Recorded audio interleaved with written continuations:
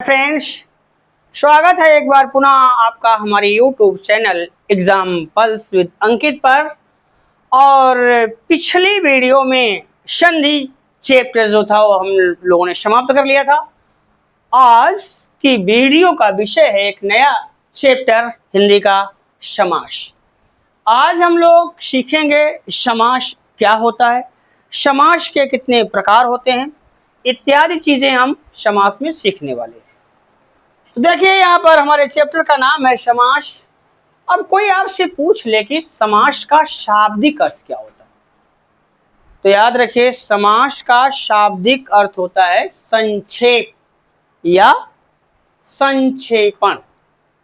तो समास का शाब्दिक अर्थ होता है संक्षेप या संक्षेपण। ये जो समास शब्द है ना, ये दो शब्दों, अब यहां देखिए दो शब्दों सम और धन आश, सम और धन आश, सम धन आश से मिलकर बना है। ये समास शब्द दो शब्दों सम धन आश से मिलकर बना है।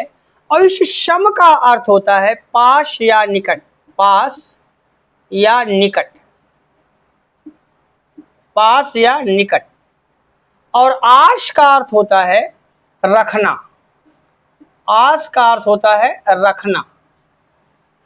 अतः समास का अर्थ हुआ समास का अर्थ हुआ, समास का अर्थ हुआ का अर्थ हुआ पास या निकट रखना, पास या निकट रखना, पास या निकट रखना। अब यहां समझें एक बार फिर देखिए, आप आज पढ़ने जा रहे हैं समास। तो समास का जो शाब्दिक अर्थ होता है वो होता है संक्षेपण या संक्षेप।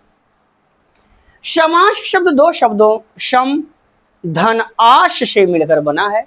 सम का अर्थ होता है पास या निकट और आश का अर्थ होता है रखना। अतः समास का अर्थ हुआ पास या निकट रखना। यहां तक तो आपने समझ लिया। लेकिन समास का कुछ और भी शब्द होता है, कुछ और भी अर्थ होता है, जरा देख लेते हैं एक बार उसको ठीक।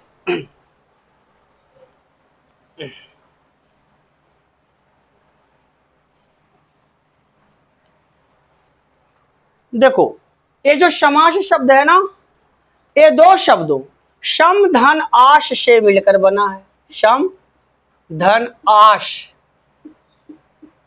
से मिलकर बना है। अब सम का अर्थ होता है संयोग, संयोग। और आश का अर्थ होता है, और आश का अर्थ होता है होना, होना। अतः समास बराबर हुआ समास बराबर हुआ संयोग होना, संयोग होना, होना। अब यहां उधर आपने ये देखा था कि समास दो शब्दों सम धन आश से मिलकर बना है। सम का अर्थ होता है पास या निकट और आश का अर्थ होता है रखना। अतः समास का अर्थ हुआ पास या निकट रखना। लेकिन अब यहाँ आप देखें तो समास शब्द दो शब्दों सम धन आश से मिलकर बना है। सम का अर्थ होता है संयोग और आश का अर्थ होता है होना। अतः समास का अर्थ हुआ संयोग होना। आइए अब समास के बारे में कुछ और जानकारी करते हैं। अगर आपसे कोई पूछ ले कि समास का अर्थ क्या होता है तो कैसे जानेंगे, देखते हैं।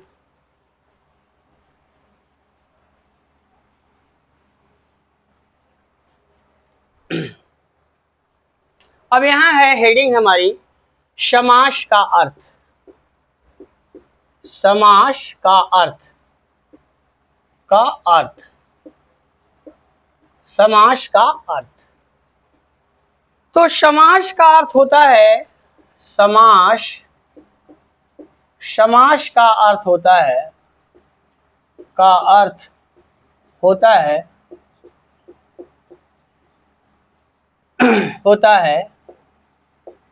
होता है संक्षिप्त करना, संक्षिप्त करना,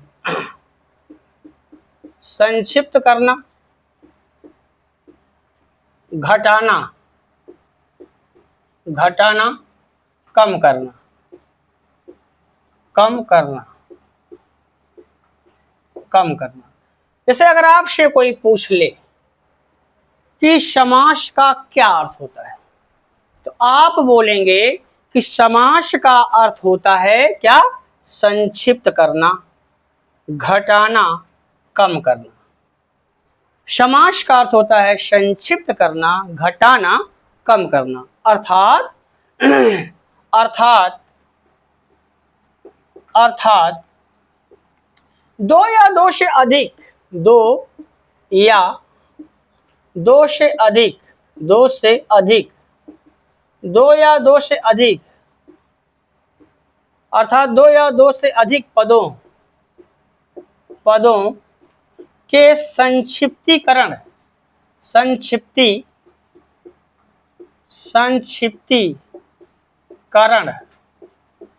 संक्षिप्तीकरण की प्रक्रिया समास कहलाती है, समास कहलाती है।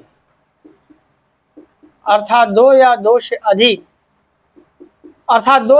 अधिक पदों के संक्षिप्तीकरण की प्रक्रिया समास कहलाती है। अब देखें, समास प्रक्रिया के परिणाम स्वरूप, समास प्रक्रिया के परिणाम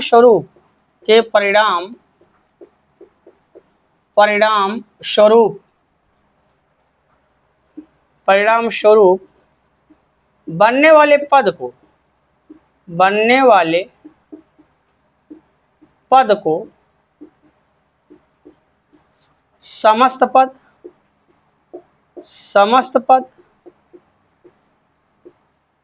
सामासिक पद,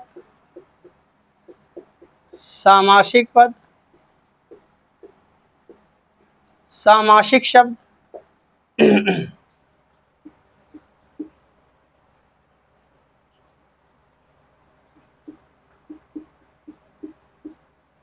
सामासिक शब्द तथा इसके विस्तृत रूप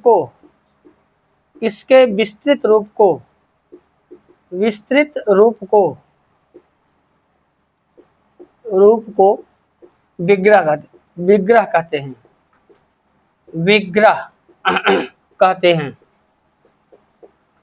हैं। अब यहां समझो, इंपॉर्टेंट चीज है। कभी कोई पूछ लिया समास का अर्थ क्या हो, समास से आप क्या समझते हैं? तो याद रखो, समास का जो शाब्दिक अर्थ होता है वो तो होता है संक्षेपण, संक्षिप्तीकरण या संक्षेप। लेकिन इसका जो सही अर्थ होता है वो होता है, समास का अर्थ होता है संक्षिप्त करना, घटाना, कम करना। मतलब अर्थात दो या दो से अधिक पदों के संक्षिप्तीकरण की प्रक्रिया। हम किसको घटाते हैं, किसको कम करते हैं, किसको संक्षिप्त करते हैं? दो या दो से अधिक पदों। जब हम दो या दो से अधिक पदों को संक्षिप्त करते हैं, उनको घटाते हैं, कम करते हैं, उस संक्षेपण की जो प्रक्रिया होती है, जो संक्षिप्त करने की प्रक्रिया होती है, जो दो या दो से अधिक पदों को कम करने की प्रक्रिया होती है, इसी प्रक्रिया का नाम समास है। और जब संक्षिप्तीकरण की प्रक्रिया संपन्न हो जाती है, जब संक्षेपण की प्रक्रिया समाप्त हो जाती है, तो संक्षिप्तीकरण की प्रक्रिया के उपरांत बनने वाला जो पद होता है, जब आप संक्षेपण करेंगे तो काट छांट कर हटाएंगे, तो काटे और छांटेंगे अगर आप, तो एक नया शब्द निकालेंगे काट छांट करके। तो संक्षिप्तीकरण की प्रक्रिया के समाप्त होने के बाद जो एक नवीन शब्द हमें मिलता है, हम उसको नाम क्या देते हैं? समस्त पद। याद रखिएगा, उसका नाम होता है समस्त पद। उसी को हम बोलते हैं सामासिक पद, और उसी को हम बोलते हैं सामासिक शब्द। और इसी समस्त पद, सामासिक पद और सामासिक शब्द के विस्तृत रूप को हम क्या बोलते हैं? विग्रह बोलते हैं। क्या बोलते हैं? विग्रह बोलते हैं। फिर समझिए एक बार, अगर आपसे कोई पूछ ले कि समास से आप क्या समझते हैं, तो याद रखो समास का शाब्दिक अर्थ होता है संक्षेपण, संक्षेप, संक्षिप्तीकरण। अब ये संक्षेपण होता किसका है? समास का अर्थ होता है संक्षिप्त करना, घटाना, कम करना, अर्थात दो या दो से अधिक पदों के संक्षिप्तीकरण की प्रक्रिया। हम जब दो या दो से अधिक पदों का संक्षिप्तीकरण करते हैं, उसको छोटा करते हैं, घटाते हैं, उस संक्षेपण की, संक्षिप्तीकरण की जो प्रक्रिया होती है उसी का नाम समास होता है। और समास प्रक्रिया जैसे, संक्षिप्तीकरण की प्रक्रिया जैसे समाप्त होती है और उसके बाद मिलने वाला जो नवीन शब्द होता है उसको हम बोलते हैं समस्त पद, सामासिक पद, सामासिक शब्द।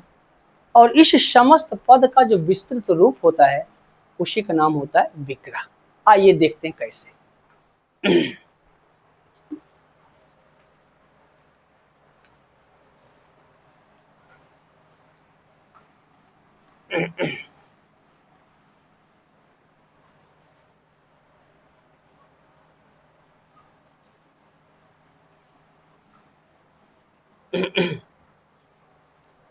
जैसे यहां है हाथों, हाथों के लिए कड़ी, हाथों के लिए, हाथों के लिए कड़ी, हाथों के लिए कड़ी। अब यहां देखें, अब ये जो हाथों के लिए कड़ी है इसमें एक से अधिक पद है, दो से अधिक पद है।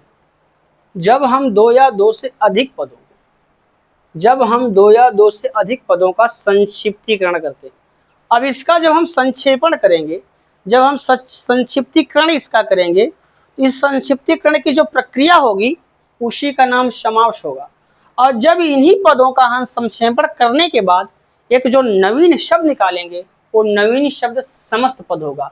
और उस समस्त पद का जो विस्तृत रूप होगा उसी का नाम विग्रह होगा। अर्थात ऐसे समझें, समस्त पद में दो पद होगा, एक पूर्व पद होगा, दूसरा उत्तर पद होगा। समस्त पद के पूर्व पद और उत्तर पद के दोनों के बीच के संबंध को प्रकट करना, याद रखो, विग्रह कहलाता है। फिर समझिए, अब यहाँ हाथों के लिए कड़ी, यह इसमें क्या है? दो या दो से अधिक पद हैं। अब इनका जब हम संक्षेपण करेंगे, इन पदों का जब हम संक्षिप्तीकरण करेंगे, संक्षिप्तीकरण की जो प्रक्रिया होगी उसी का नाम समास होगा। और संक्षिप्तीकरण की प्रक्रिया के संपन्न होने के बाद जो नवीन शब्द हम निकालेंगे वो होगा हमारा समस्त पद। इसका संक्षेपण करेंगे तो संक्षेपण करके एक नवीन शब्द निकाल लेंगे तो होगा क्या हमारा? बराबर क्या होगा? हथकड़ी, हथकड़ी। अब ये देखें, ये जो नवीन शब्द मिला इसका संक्षेपण हुआ, तो संक्षेपण होने के बाद जो नवीन शब्द मिल रहा है हथकड़ी, ये हमारा समस्त पद है। अब इस समस्त पद में दो पद है, एक हथ और दूसरा कड़ी, ठीक? तो पहला वाला पूर्व पद है, दूसरा वाला उत्तर पद है। अब इन दोनों के बीच के संबंध को प्रकट करना विग्रह कहलाता है। अगर इनका हम क्या विग्रह करेंगे तो हमको ही मिल जाएगा हाथों के लिए कड़ी। आई होप समझ में बात आ गई होगी। देखिए फिर देखते हैं, विधान के लिए सभा, विधान के लिए सभा, के लिए सभा। अब इसमें क्या है? इसमें दो या दो से अधिक पद हैं। अब इनका जब हम संक्षिप्तीकरण करेंगे तो संक्षिप्तीकरण की प्रक्रिया समास कहलाएगी। और संक्षिप्तीकरण की प्रक्रिया के संपन्न होने के बाद जो नवीन शब्द हमें मिलेगा वो समस्त पद होगा। तो क्या होगा यहाँ? विधान सभा, विधान सभा। अब ये हो गया हमारा एक नवीन शब्द जो कि क्या है? समस्त पद है। और याद रखिए समस्त पद कहाँ से आता है? जब आप दो या दो से अधिक पदों का संक्षेपण करेंगे, संक्षिप्तीकरण करेंगे, तो संक्षेपण के बाद जो नवीन शब्द मिलता है वो समस्त पद होगा। उसमें दो पद होते हैं, पूर्व पद, उत्तर पद। जैसे पहला देखें तो हथ और कड़ी, इसमें दो पद है। उसी प्रकार से विधान और सभा, विधान इसमें पूर्व पद है, सभा इसमें उत्तर पद है। एक और देखते हैं, रसोई के लिए घर, रसोई, रसोई के लिए घर, के लिए घर। अब देखें यहां इसका संक्षेपण करेंगे, संक्षिप्तीकरण। नवीन शब्द क्या मिला? रसोई घर, रसोई घर। अब देखें ये जो रसोई घर है ये हमारा समस्त पद है। ठीक, एक और देख लेते हैं। गौओं के लिए शाला, गौओं, गौओं के लिए शाला के लिए शाला। इसका संक्षिप्तीकरण करेंगे तो नवीन शब्द मिलेगा गौशाला, गौशाला। अब देखें ये वाले शब्द के शब्द हमारे क्या हुए? ये हो गए हमारे शब्द के शब्द समस्त पद, समस्त पद। इन्हीं को हम नाम देंगे सामासिक पद, सामासिक पद। और इन्हीं को नाम देंगे हम सामासिक शब्द, सामासिक शब्द, सामासिक शब्द। अब देखें और इन दोनों इनके समस्त पद के दोनों पदों के बीच के संबंध को जब हम बताएंगे ये होगा हमारा क्या? विग्रह हो जाएगा, ये होगा हमारा विग्रह। विग्रह से मतलब है तोड़ना या अलग करना। समस्त पद के दोनों पदों के बीच के संबंध को जब हम जताते हैं तो हमारा विग्रह कहलाता। आई होप यहां तक बातें समझ में आ गई होंगी। ठीक, अब आगे देखते हैं समास की परिभाषा क्या कहती है।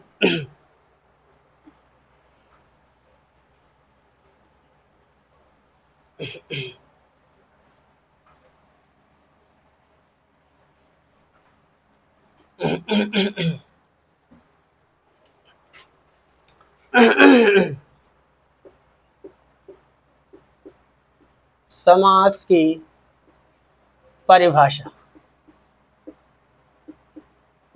परिभाषा, समास की परिभाषा। अब यहां देख लें क्या कहती परिभाषा। तो परिभाषा ये कहती है दो या दो से अधिक, दो या दो से अधिक, दो से अधिक, दो या दो से अधिक शब्दों के मेल से, के मेल से, मेल, मेल से, मेल से निर्मित, निर्मित नवीन सार्थक शब्द, सार्थक शब्द समास कहलाता है। दो या दो से अधिक पदों शब्दों के मेल से निर्मित नवीन सार्थक शब्द को समास, शब्द को, शब्द को समास, समास तथा इसके विस्तृत रूप को, इसके विस्तृत रूप को, विस्तृत रूप को, विस्तृत रूप को विग्रह कहते हैं, विग्रह कहते हैं। अब यहां समझे आप क्या है? तो है परिभाषा। परिभाषा क्या कहती है समास की? दो या दो से अधिक शब्द जब आपस में मिल जाए, जब दो या दो से अधिक शब्द आपस में मिलते हैं और इनके मिलन से एक नवीन शब्द का जन्म होता है। तो याद रखिए दो या दो से अधिक शब्दों के मेल से निर्मित नवीन सार्थक शब्द को, जब दो या दो से अधिक शब्द आपस में एक दूसरे से मिलकर एक नवीन सार्थक शब्द को जन्म देते हैं, तो जिस नवीन सार्थक शब्द को जन्म देते हैं उसी का नाम समास होता है। और इसी समास का जो क्या, इसी का जो विस्तृत रूप होता है उसी का नाम क्या होता है? विग्रह होता है। फिर समझिए समास की परिभाषा क्या कहती है? जब दो या दो से अधिक शब्द आपस में मिलकर के एक नवीन शब्द को जन्म देते हैं और जो नवीन शब्द होता है वो सार्थक होना चाहिए, उसी नवीन सार्थक शब्द को हम समास कहते हैं। और इसी समास का जो विस्तृत रूप होगा उसी का नाम हमको विग्रह कहते हैं। ठीक, कैसे इसे देखते हैं।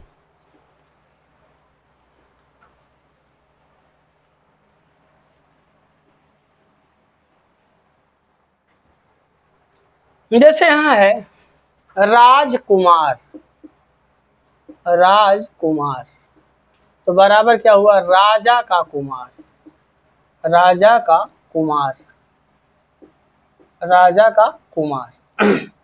जैसे यहाँ है सेनापति, सेनापति, तो बराबर क्या हुआ, सेना का पति, सेना का पति, सेना का पति।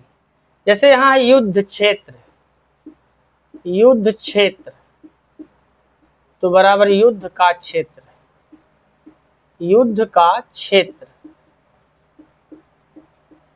जैसे है गंगा जल, गंगा जल, तो बराबर हो जाएगा गंगा का जल, गंगा, गंगा का जल, का जल, गंगा का जल।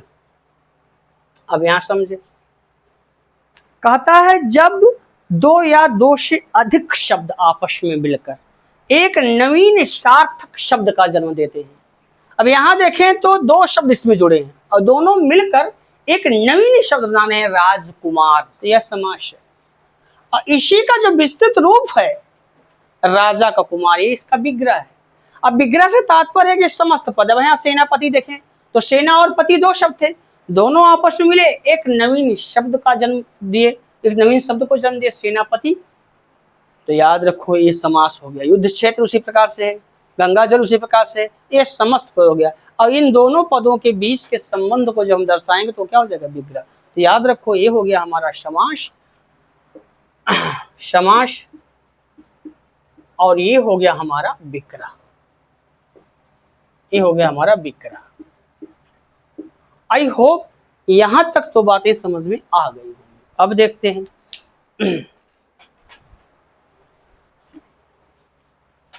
यहां अब संकेत क्या कहता है।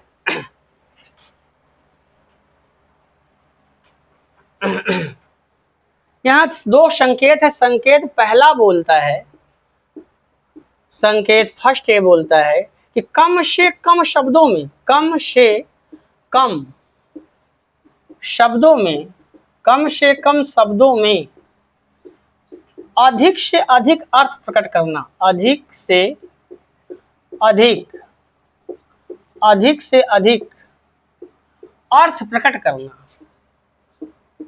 अर्थ प्रकट करना, प्रकट करना समास का लक्ष्य होता है, समास का लक्ष्य होता है, लक्ष्य होता है। एक संकेत पहला है कि कम से कम शब्दों में अधिक से अधिक अर्थ प्रकट करना। शब्द कम हो लेकिन अर्थ उनके अधिक हो, तो कम से कम शब्दों में अधिक से अधिक अर्थ प्रकट करना, यही समास का लक्ष्य होता है। अभी दूसरा क्या कहता है संकेत, संकेत दूसरा ये कहता है कि समास होने पर, समास होने पर, होने पर विभक्तियों के चिन्ह, विभक्तियों, विभक्तियों के चिन्ह, विभक्तियों के चिन्ह ब्रैकेट में परसर्गों, परसर्गों, परसर्गों का लोप हो जाता है, का लोप हो जाता है, का लोप हो जाता है। समास होने पर विभक्तियों के चिन्ह, जिन्हें हम विभक्ति के चिन्ह को हम क्या बोलते हैं, परसर्ग। तो जब समास होगा, तो समास होने पर जब संक्षेपण होगा दो या दो से अधिक पदों का, जब हम दो या दो से अधिक पदों का संक्षिप्तीकरण करेंगे, तो संक्षिप्तीकरण में हम करते क्या है, परसर्गों का लोप कर देते हैं, ठीक, विभक्ति के चिन्हों का लोप कर देते हैं, ठीक। कैसे, जैसे देखते हैं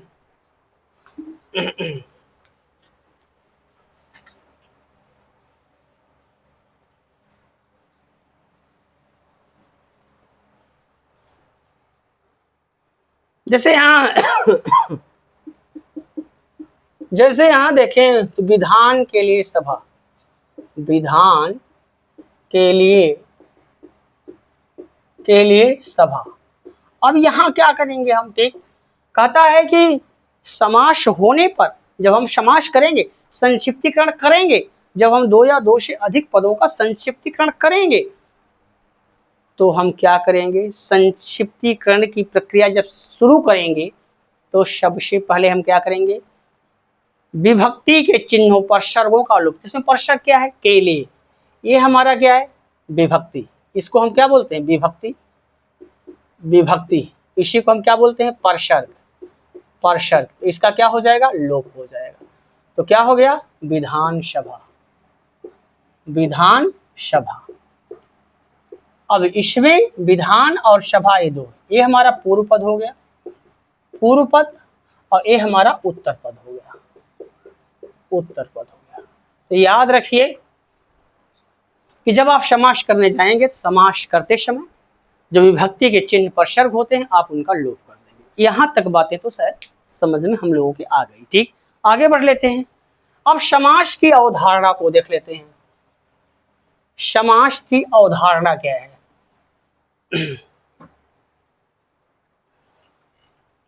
समास की अवधारणा, समास की अवधारणा, अवधारणा। अब ये देखो समास की अवधारणा क्या है भाई, ठीक, तो यहाँ पे लिखा है हेडिंग समास की अवधारणा। तो समास की दो अवधारणा होती है, ठीक, एक होती है समस्त पद, समस्त पद, और दूसरा होता है विग्रह, और जो दूसरा है वो है विग्रह,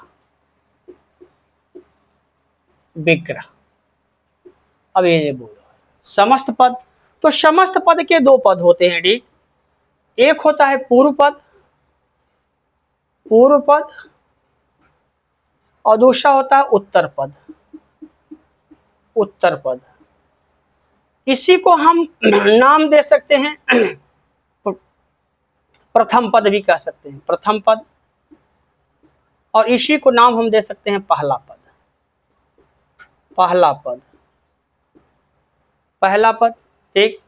और इसी उत्तर पद को हम क्या, इसको द्वितीय पद भी बोल सकते हैं, द्वितीय पद, द्वितीय पद, द्वितीय पद, और इसी को हम क्या, दूसरा पद भी कह सकते हैं, दूसरा पद भी कह सकते हैं। देख लीजिए अब ये इसका मतलब क्या है, समस्त पद का विस्तृत रूप, समस्त पद का, समस्त पद का विस्तृत रूप, विस्तृत रूप, विस्तृत रूप, समस्त पद का विस्तृत रूप। अब यह देखो यहाँ पे जो आप देख रहे हैं ये है समास की अवधारणा।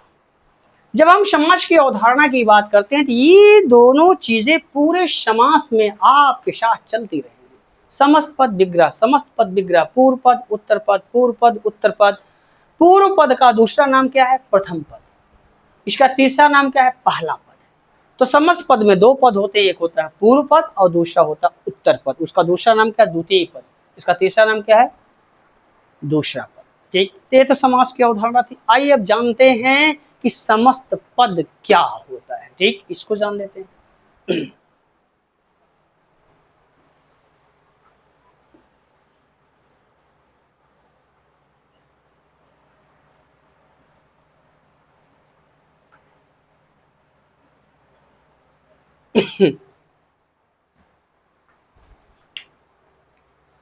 अब ये समस्त पद क्या होता है, ठीक, पहला जानते हैं, ठीक, समस्त पद, समस्त पद क्या होता है इसको देख लेते हैं।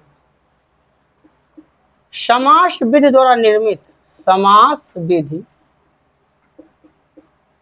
समास विधि द्वारा निर्मित, समास विधि द्वारा निर्मित नवीन शब्द, नवीन शब्द समस्त पद कहलाता है, समस्त पद कहलाता है।